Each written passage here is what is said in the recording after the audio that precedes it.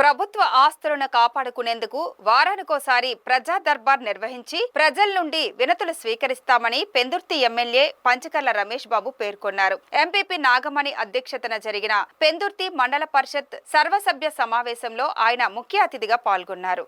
ఈ సందర్భంగా రమేష్ బాబు మాట్లాడుతూ రెవెన్యూ జీవీఎంసీ అధికారుల నిర్లక్ష్యం కారణంగా విచ్చలవిడిగా ప్రభుత్వ భూములు అన్యాక్రాంతమవుతున్నాయని, ప్రభుత్వ ఆస్తులను కాపాడుకునేందుకు కఠినంగా వ్యవహరిస్తారని స్పష్టం చేశారు. నెల రోజుల్లోగా ప్రభుత్వ భూముల ఆక్రమణలపై నివేదిక ఇవ్వాలని తహసీల్దార్ వేణుగోపాల్కు సూచించారు. అలాగే మండల పరిధిలోని 15 పంచాయతీలలో మౌలిక వసతుల కల్పనకు కృషి చేస్తారని వెల్లడించారు. సభాధ్యక్షురాలు నాగమణి మాట్లాడుతూ పెందుర్తిలో ప్రాథమిక ఆరోగ్య కేంద్రాన్ని ఎత్తేయడంతో ప్రజలు ఇబ్బంది పడుతున్నారని, ఈ సమస్యను పరిష్కరించాలని ఎమ్మెల్యేకు విజ్ఞప్తి చేశారు. సమావేశంలో జడ్పీటీసీ ఉప్పులి దేవి కనకరాజు, ఎంపీడీఓ వెంకట్రావు, సిఐ రామకృష్ణ, స్థానిక ప్రజా ప్రతినిధులు పాల్గొన్నారు.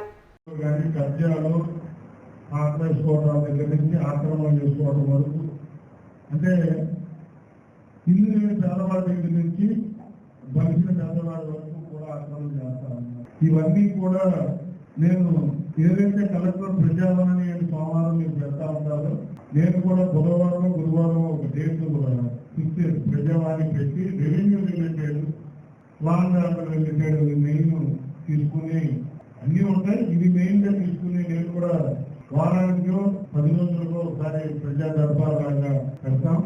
ఆ వచ్చిన కంప్లైంట్లన్నీ మీకు పంపిస్తాం. ఈ లోపల నేను గత నెల నుంచి చేసింది ఏ సర్వే నెంబరు ఆక్రమణ గురి కాబడింది, ఏ ప్రాంతం ఆక్రమణ గురి కాబడింది, ఎవరు అన్అఫీషియల్ గా షెడ్లు వేయడం కానీ, పాటలు వేయడం కానీ, ఇల్లు కట్టడం కానీ, మిమ్మల్ని టీడీఎంసీని ఇద్దరిని కలిపి నేను మీకు డీటెయిల్స్ పంపిస్తాను.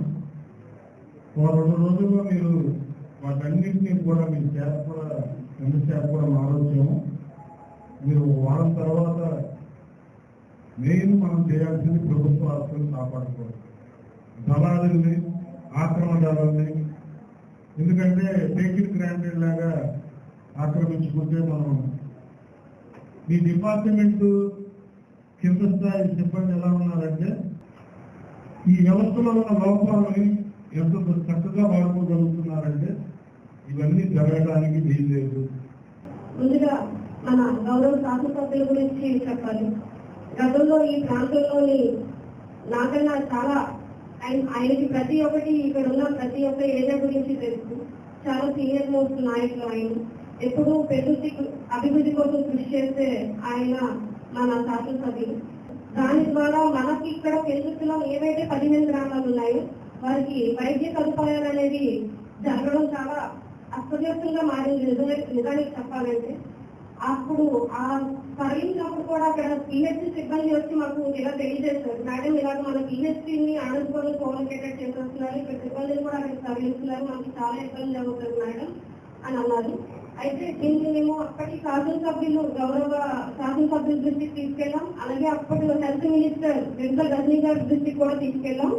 అలాగే అప్పుడు కలెక్టర్ గారి దృష్టికి కూడా తీసుకెళ్ళడం జరిగింది.